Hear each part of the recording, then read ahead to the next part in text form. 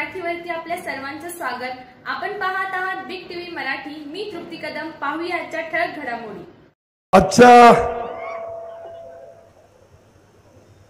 या सभेच्या निमित्तानं आपल्याला सगळ्यांना मार्गदर्शन करायला आलेले आपले नेते, राज्याचे उपमुख्यमंत्री आदरणीय देवेंद्रजी फडणवीस साहेब, ज्यांनी या ठिकाणी आग्रहानं आपल्याला बोलवलं आणि भारतीय जनता पार्टी आणि मोदी साहेबांच्या विचाराशी ताकदीनं उभं राहण्याची भूमिका घेतली, ते आमचे तरुण सहकारी संग्रामभाऊ देशमुख, जिल्ह्याचे पालकमंत्री सुरेशभाऊ खाडे, आदरणीय पृथ्वीराज बाबा, व्यासपीठावर उपस्थित असलेले सुधीरदादा गाडगीळ, या व्यासपीठावर उपस्थित असलेले जिल्हा भारतीय जनता पार्टीचे जिल्हा अध्यक्ष निशिकांत दादा, मकरंद भाऊ, व्यासपीठावर उपस्थित असलेले या शहराचे नगराध्यक्ष, सर्व आपण सन्माननीय व्यासपीठ उपस्थित असलेले सर्व वडीलधारी मंडळी, तरुण मित्र, बंधू भगिनींनो आणि पत्रकार मित्रांनो, भाऊ या ठिकाणी भाऊंनी काही भावना व्यक्त केल्या आणि त्या भावनेशी सहमत होऊन राजकारणामधली काही थोडीशी एकमेकाची मतभिन्नता निश्चितपणानं होती आणि ती स्वीकारून मी या ठिकाणी आपल्याशी फोनवर बोललो। या मतदारसंघाच्या दृष्टिकोनातून ती स्वीकारून मी काम करण्याची भूमिका घेतलेला कार्यकर्ता आहे। देशाचे प्रधानमंत्री मोदी साहेबांना करायचं आहे, देश महासत्ता बनवायचा आहे, देशाची अर्थव्यवस्था 11व्या क्रमांकावरून मोदी साहेबांनी या 10 वर्षामध्ये 9 वर्षामध्ये 5व्या स्थानावर आणली आणि आता ती 3ऱ्या स्थानावर न्यायची आहे। आणि अशा वेळेला आपल्यातली कुठेतरी मतभिन्नता झाली असेल तर ती समजून घेण्याची भूमिका निश्चितपणानं माझ्यासारखा कार्यकर्ता करतो, ती करणार, ही भूमिका या निमित्तानं मी आपल्या पुढे निश्चितपणानं सांगतो।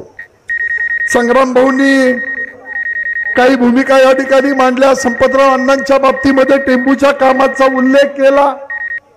95 साली या जिल्ह्यातून अपक्ष आमदार आले, त्यांची मोठ बांधण्याचं काम अण्णांनी केलं आणि कुठल्याही पदाची अपेक्षा राजकीय तडजोड न करता सामान्य माणसाला डोळ्यापुढे ठेवून त्यांनी या टेंबूच्या निर्मितीसाठी मोठे प्रयत्न केले।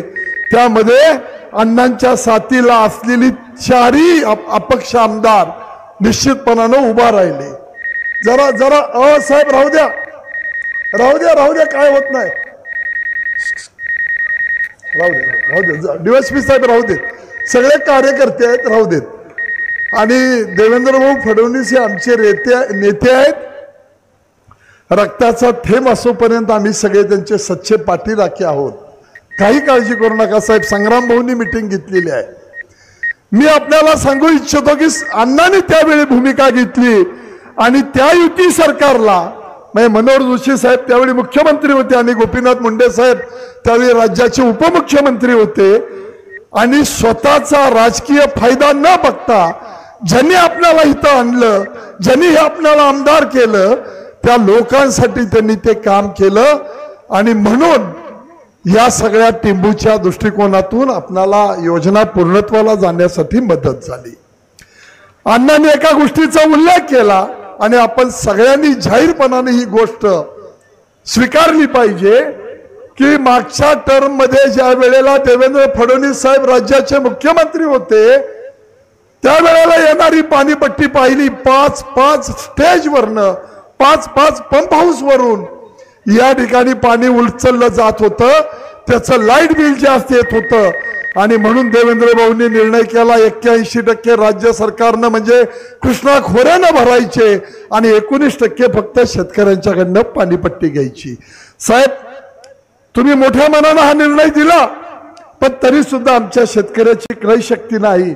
आज आम्ही टेंबू सारख्या योजनेचे 6.5-7% घरामध्ये पाणीपट्टी आमची वसूल होती, पण तुम्ही या सगळ्या यंत्रणेने आदेश दिले गेले वर्षभर झालं पाणी चालू आहे. मागच्या हंगामामध्ये पडलेला कमी पाऊस, कोयना धरणामधला कमी साठा पाण्याचा आणि या सगळ्या गोष्टींचा मेळ करून तुम्ही ह्या योजना चालू ठेवल्या. टंचाईमध्ये हा जिल्हा घातला आणि आम्हाला आज शेतकऱ्यांना पाणी देण्याची भूमिका तुम्ही अतिशय अडचणीच्या काळामध्ये चालू ठेवली. साहेब, या सगळ्यांच्या वतीनं तुमचे मनापासून ऋण व्यक्त करतो, लाख लाख आभार मानतो. साहेब, एवढ्यावर नुसतं थांबलं नाही. संग्राम भाऊनी ज्या ठिकाणी पाणी पडलं, पण ज्यांचा वारस म्हणून संग्राम देशमुख भाऊ काम करतायत, त्या संग्राम भाऊनी तिथे एक मोठं अण्णांचं स्मारक उभा केलं आणि त्यांनी ती भावना व्यक्त केली. साहेब, यामध्ये राज्य सरकारकडे कुठला प्रस्ताव दिला नाही.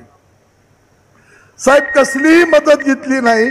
स्वतः या ठिकाणी त्यांनी अतिशय मोठं स्मारक उभा केलंय. बगीचा, लोकांना बसण्याच्या दृष्टिकोनातून अण्णांचा पुतळा, हे सगळं स्वतः निर्माण केलं आणि त्या ठिकाणी त्यांनी अपेक्षा व्यक्त केली की एकदा मोदी साहेबांना आपणाला इकडे घेऊन यायचं आहे. साहेब, माझी हात जोडून आपल्याला विनंती आहे की ज्या माणसानं एवढं मोठं काम केलं, ज्या टेंबू योजनेमध्ये अतिशय मोठं योगदान दिलं, त्या योजनेच्या बाबतीमध्ये केलेलं काम पाहून आपण अण्णांच्या या स्मारकाला निश्चितपणानं प्रधानमंत्र्यांना घेऊन यावं, ही आग्रहाची हात जोडून आपल्याला मी विनंती करतो. मी अधिक वेळ घेणार नाही कारण भाऊंना प्रधानमंत्री तिकडे येत आहेत. फक्त मी एवढंच सांगतो की साहेब, आपण केलेली जी मला सांगितलेली सूचना आहे, जे मला आपण काल सांगितलं ते तंतोतंत पाळणारा मी कार्यकर्ता आहे. माझी कुणाबद्दल कसल्याही परिस्थितीमध्ये तक्रार असणार नाही, एवढी ग्वाही या निमित्तानं तुम्हाला देतो. आणि या ठिकाणी आपल्याला पुढच्या लोकांना बोलण्याची संधी देतो, एवढी आग्रहाची आपल्याला विनंती करतो आणि या ठिकाणी थांबतो. जय हिंद, जय महाराष्ट्र. धन्यवाद काका. आणि आता यानंतर भाऊ आणि बाबा, तुम्हीच आमच्यासाठी सर्व, आता फक्त 2024 हेच लक्ष, असं म्हणत माझे आमदार पृथ्वीराज बाबा देशमुख यांना मी विनंती करतो या कार्यक्रमाच्या निमित्तानं बाबा आपण या ठिकाणी व्यक्त व्हावं. कडेगाव मधील महात्मा गांधी विद्यालयाच्या विद्यार्थ्यांनी देवेंद्रजी फडणवीस साहेब यांचं एक सुंदर रेखाचित्र या ठिकाणी रेखाटलेलं आहे. जोरदार टाळ्यांनी या चित्राला आणि प्रतिकृतीला आपण सर्वांनीच या ठिकाणी प्रतिसाद देऊया. आणि मी बाबांना या ठिकाणी विनंती करतो या कार्यक्रमाच्या निमित्तानं आपण या ठिकाणी व्यक्त व्हावं. माझे आमदार पृथ्वीराज बाबा देशमुख.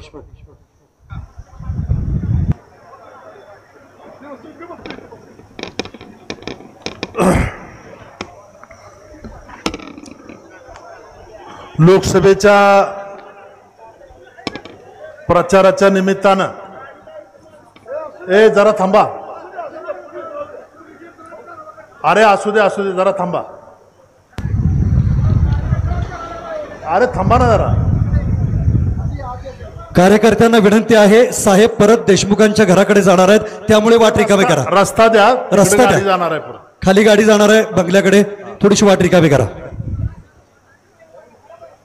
आज या ठिकाणी लोकसभेच्या प्रचाराच्या निमित्त आपल्याला मार्गदर्शन करण्यासाठी आलेले राज्याचे उपमुख्यमंत्री, तुम्हा सर्वांचे नेते आदरणीय देवेंद्र भाऊ, आपल्या जिल्ह्याचे पालकमंत्री आदरणीय खाडे साहेब, आपल्या लोकसभेचे उमेदवार आदरणीय संजय काका, सांगलीचे आमदार आदरणीय गाडगीळ साहेब, आमदार गोपीचंदजी पडळकर, संग्रामसिंह देशमुख, जिल्ह्याचे भाजपचे अध्यक्ष आदरणीय निशिकांत दादा, अमर बापू, माजी आमदार दिनकर तात्या, मकरंद भाऊ, नीताताई केळकर, या नगरीचे नगराध्यक्ष आदरणीय धनंजय भैया देशमुख, पलूस तालुक्याचे अध्यक्ष मिलिंद भैया पाटील, कडेगाव तालुक्याचे अध्यक्ष अशोक साळुंके, उपस्थित सर्व व्यासपीठ बंधू आणि भगिनी भाऊ, इथला थोडा इतिहास भूगोल आपल्याला सांगणं गरजेचं आहे.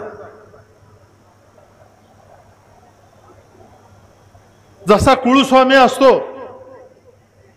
तसा आमचा कुळस्वामी म्हणून देवेंद्र भाऊ आमच्या पाठीमागे आजपर्यंत उभा राहिले.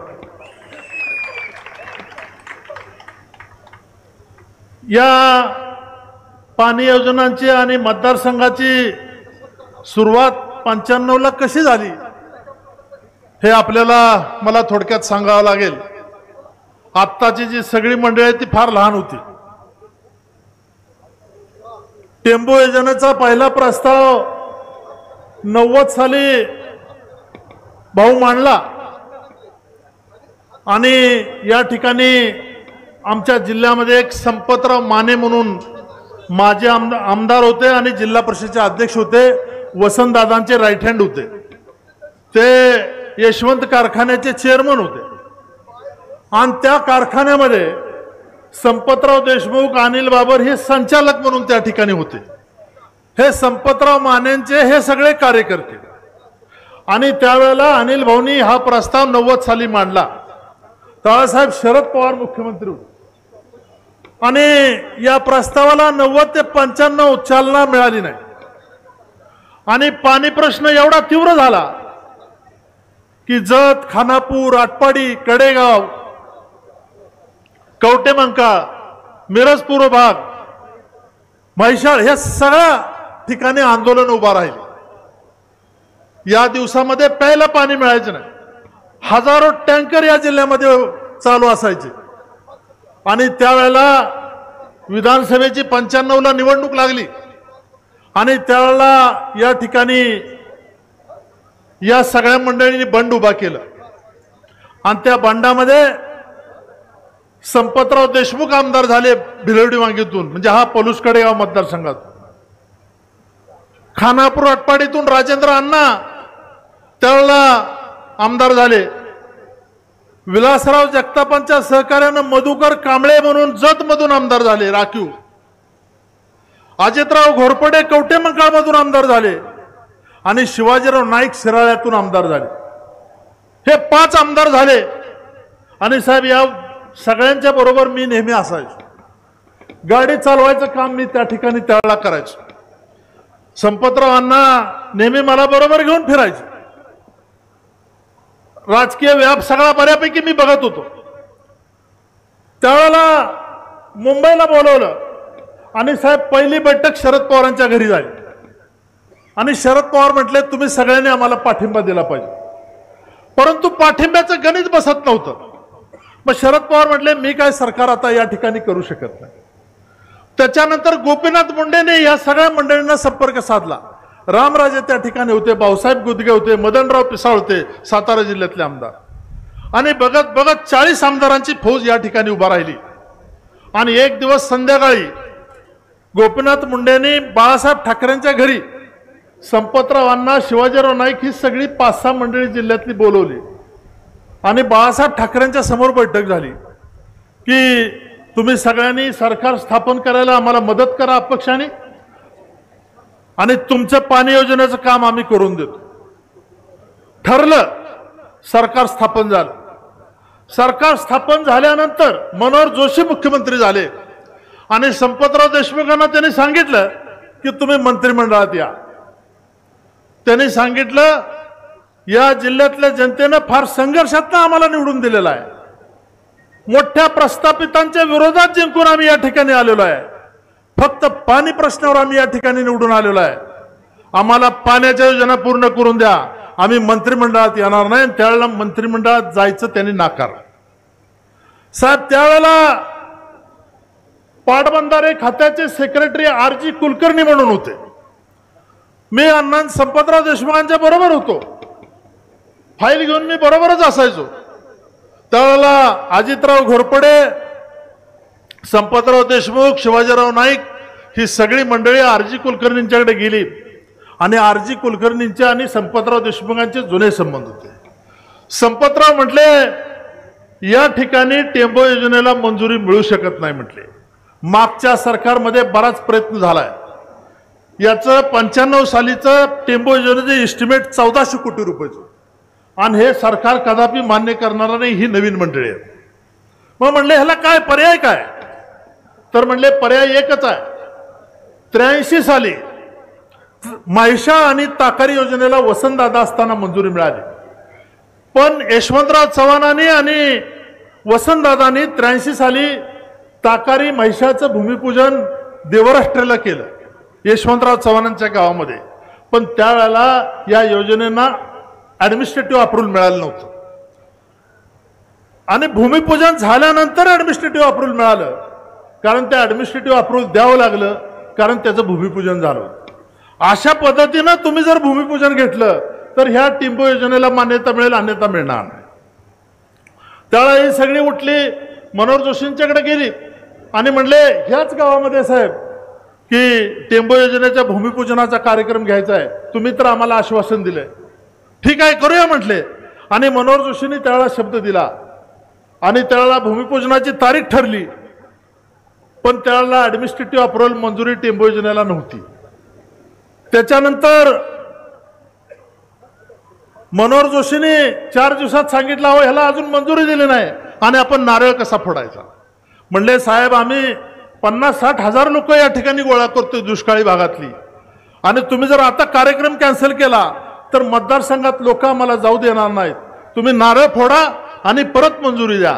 आणि साहेब त्यावेळेला मनोहर जोशींनी आणि गोपीनाथ मुंडेंनी इरिगेशन डिपार्टमेंटकडून माहिती घेतली आणि ताकारी म्हैसाळचं विदाऊट ऍडमिनिस्ट्रेटिव्ह अप्रूव्हल त्या ठिकाणी मान्यता न घेता भूमिपूजन केलं होतं. अशा धर्तीवर टेंबूचं भूमिपूजन त्यावेळेला त्या ठिकाणी केलं. टेंबूचं भूमिपूजन झालं त्यावेळेला भाऊ या ठिकाणी 60,000 लोकांचा मॉब होता. या ठिकाणी कडेगावच्या हायस्कूलच्या ग्राउंडवर कार्यक्रम झाला. मनोहर जोशी त्या ठिकाणी आले होते, महादेव शिवणकर इरिगेशन मिनिस्टर आले होते. भूमिपूजन झालं. भूमिपूजन झाल्यानंतर ज्यावेळेला परत इरिगेशन सेक्रेटरीने बोलवून घेतलं आणि संपतराव आता भूमिपूजन झालंय, आता त्याचं ऍडमिनिस्ट्रेटिव्ह अप्रूव्हलची फाईल माझ्याकडे आहे, मागवून घ्यायला सांगा. आणि महादेव शिवणकर ती फाईल घेऊन गेल्यानंतर फायनान्सनं सांगितलं होतं की ही योजना मंजूर करता येत नाही. मनोहर जोशी म्हणले 1400 कोटीची योजना आहे संपतराव, हे कसं करता येईल. परंतु त्याच्यात साहेब गोपीनाथ मुंडे साहेब फार हुशार होते. गोपीनाथ मुंडे साहेब म्हटले होईल नाही तर जाईल, मंजुरी देऊन टाका. त्यावेळेला टेंबू योजनेला मंजुरी दिली आणि त्यावेळेला संपतरावांना 1च वर्ष आमदार होते, 95 ते 96ला त्यांचं निधन झालं. परंतु त्या काळामध्ये टेंबूला मंजुरी मिळाली आणि 100-125 कोटी रुपये टेंबूच्या खात्यावरती आले. ताकारी योजना 83 साली सुरू झाली, परंतु ताकारी योजनेचं काम 83 ते 95 फक्त किती झालं होतं तर 6%. परंतु युती सरकारच्या काळामध्ये या ताकारी आणि म्हैसाळ योजनेचं काम 6%वरून 80%पर्यंत काम झालं. आणि त्याच्यानंतर अण्णांचं निधन झालं. अण्णांचं निधन झाल्यानंतर या ठिकाणी मनोहर जोशी फार भावुक झाले की संपतरावांना 1च वर्ष मिळालं आणि गडबड झाली. त्याच्यानंतर मला सांगितलं इलेक्शन लढवायचं. माझी मानसिकता निवडणूक लढवण्याची नव्हती, कारण साहेब पैशाचा प्रश्न होता. आमचा दुष्काळी भाग, संपतराव अण्णांचं इलेक्शन 95ला झालं होतं आणि 96ला दुसरं इलेक्शन करणं आमची परिस्थिती नव्हती त्यावेळेला. परंतु आमच्या सगळ्या कार्यकर्त्यांनी सांगितलं की बाबा इलेक्शन आपल्याला लढवावं लागेल. हे कार्यकर्ते आपण काय वाऱ्यावर सोडणार आहे का, आणि कार्यकर्त्यांना जीवन ठेवायचं असेल, हा गट जीवन ठेवायचा असेल तर आपल्याला निवडणूक लढवावं लागेल. साहेब महाराष्ट्रामध्ये 1च पोटनिवडणूक त्यावेळेला लागली आणि त्यावेळेला मी अपक्ष म्हणून उभा राहिलो. भाजप शिवसेना माझ्याबरोबर होती. मनोहर जोशी या ठिकाणी प्रचाराला याच ठिकाणी सभा झाली आणि त्यावेळेला मी पतंगराव कदमांच्या विरोधात 96 साली निवडून आलो. त्याच्यानंतर माझी जबाबदारी वाढली. टेंबूला विरोध झाला. टेंबूला लँड ॲक्विशनला नदीमध्ये टेंबू गावानं प्रॉब्लेम केला. कराडचे आमदार त्यावेळेला कैलासवासी पी.डी. पाटील होते. पी.डी. पाटलांना सांगून त्या लोकांची चर्चा केली आम्ही. ते म्हटले आम्हाला तिप्पट मोबदला पाहिजे. मनोहर जोशी कराडला आले, त्यांची मीटिंग केली आणि तिप्पट मोबदला मनोहर जोशींनी त्यावेळेला दिला. मला सांगताना अभिमान वाटतो की देवेंद्र भाऊंचे जसे निर्णय आहेत तसे मनोहर जोशींचे त्यावेळेला निर्णय होते. धडा त्यांनी निर्णय घेतले आणि टेंबूचं काम त्यावेळेला चालू झालं. सांगण्याचं तात्पर्य एकच आहे की हे सगळं भाऊ झालं, परंतु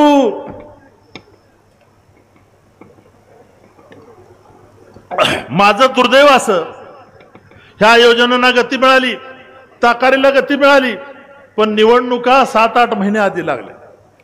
म्हणजे संपतराव देशमुखांची 95ची निवडणूक, ते वारल्यानंतर 96ची पोटनिवडणूक, आणि त्याच्यानंतर 7-8 महिने आधी विधानसभेची निवडणूक लागली.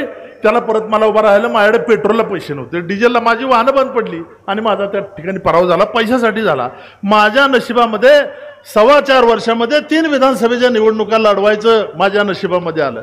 मला काय दुःख त्याचं झालं नाही, परंतु एका गोष्टीचं दुःख झालं साहेब, की मनोहर जोशींनी मी निवडून आल्यानंतर चर्चा झाली आमची आणि ठरलं की संपतराव देशमुखांचं टेंबू योजनेला नाव द्यायचं. GR झाले, निवडणुका झाल्या, आम्ही सत्तेत आलो नाही आणि नवीन सरकार आलं आणि नवीन सरकारनं तो GR संपतराव देशमुख टेंबू योजनेचा झालेला GR कॅन्सल केला. हे फार मोठं आमच्या आयुष्यातलं अपयश म्हणावं लागेल, कारण ज्याच्या हाती सत्ता त्याच्याकडे सगळ्या गोष्टी असतात, त्यामुळे ते काम आमचं अपूर्ण राहिलं. साहेब माझी विनंती आहे, ती फाईल एकदा मागची काढून घ्या आणि त्याच्यात तुम्ही बघा की संपतराव देशमुखांचं नाव त्या योजनेला दिलंय का नाही. नवीन सरकारनं त्यावेळेला ते कॅन्सल केलं. ठीक आहे, झाल्या गोष्टी, आम्हाला काही त्याच्याबद्दल हरकत घ्यायची नाही, परंतु पाण्याचं काम झालं आणि 2003-04ला टेंबूचं पाणी वरती आलं. पण साहेब मी 6% ताकारी योजना माझी आमदारकी संपेपर्यंत 80% नेली आणि ज्यावेळेला इलेक्शन लागली त्यावेळेला योजनेचं काम पूर्ण झालं आणि मी इलेक्शनला हरलो आणि योजना चालू करायची नाही म्हणली. योजना चालू केली नाही. 10,000 माणसं घेऊन मी विट्याला उपोषणाला बसलो. 5 दिवस उपोषण केलं आणि 6व्या दिवशी ताकारी योजना सुरू झाली. ते पाणी पिऊन मी उपोषण सोडलं ताकारी योजनेत. हा इतिहास या भागातला आहे आणि आम्ही संघर्ष केला. आम्ही राष्ट्रवादीत होतो, राष्ट्रवादीमध्ये बी संघर्ष केला, परंतु कोरघोडीच्या राजकारणामध्ये आम्हाला राष्ट्रवादीमध्ये बी त्रास झाला. आमचा एकच प्रॉब्लेम आहे, जाईल तिथं प्रामाणिक राहणं, आणि प्रामाणिक राहिल्यामुळं आम्हाला प्रत्येक गोष्टीचा त्रास होत गेला. साहेब भारतीय जनता पार्टीमध्ये आलो, तुम्ही मला अध्यक्षपदाची जबाबदारी दिली. 7 वर्ष भारतीय जनता पार्टीचा अध्यक्ष म्हणून मला संधी दिली. डबल संधी भारतीय जनता पार्टीत मिळत नाही, परंतु सांगलीला भारतीय जनता पार्टीची 7 वर्ष मला भाजपचे काम करण्याची, संघटनेची संधी भाऊनी दिली. एकच सांगायचं तात्पर्य आहे, माझ्या काळामध्ये जिल्हा परिषद महापालिका गेले, मी आणलेली नाहीये, परंतु ही स्टेजवर झालेली नेते मंडळी, आमची खाडे साहेब, गाडगीळ साहेब, सगळी मंडळी आहेत, यांनी सगळ्यांनी एकत्र होऊन हे काम केलं. परंतु यांना एकत्र ठेवण्याचं काम 7 वर्षामध्ये मी केलं. माझ्या कालावधीमध्ये बाहेर कोण गेला नाही. मागं 2-2.5 वर्षे सरकार हे आलं, भारतीय जनता पार्टी जिल्ह्यामध्ये फोडण्याचा प्रयत्न केला, परंतु ते आम्ही फुटू दिली नाही. मला सांगताना एक आनंद होतोय मनापासून की हे सगळं करत असताना देवेंद्र भाऊची ताकद होती म्हणून हे सगळं झालं. मी आमदार का खासदार कुठलं वैधानिक पद आहे माझ्याकडे, परंतु आमदार खासदाराच्या बरोबरीत या मतदारसंघामध्ये निधी आला तो फक्त देवेंद्र भाऊ मुळा.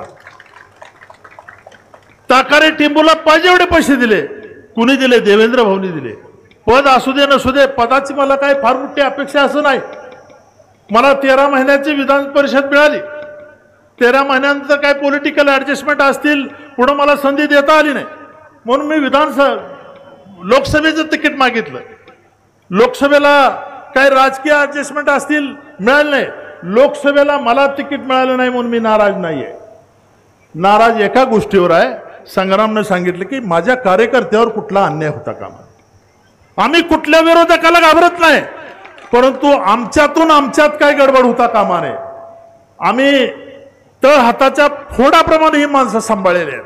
सत्ता असू दे नसू दे, आम्ही काय असलं 2 हात, कलेक्टर असू दे, मामलेदार असू दे, फौजदार असू दे, 2 हात करून माणसाच्या कॉलरला धक्का कधी लागू दिला नाही.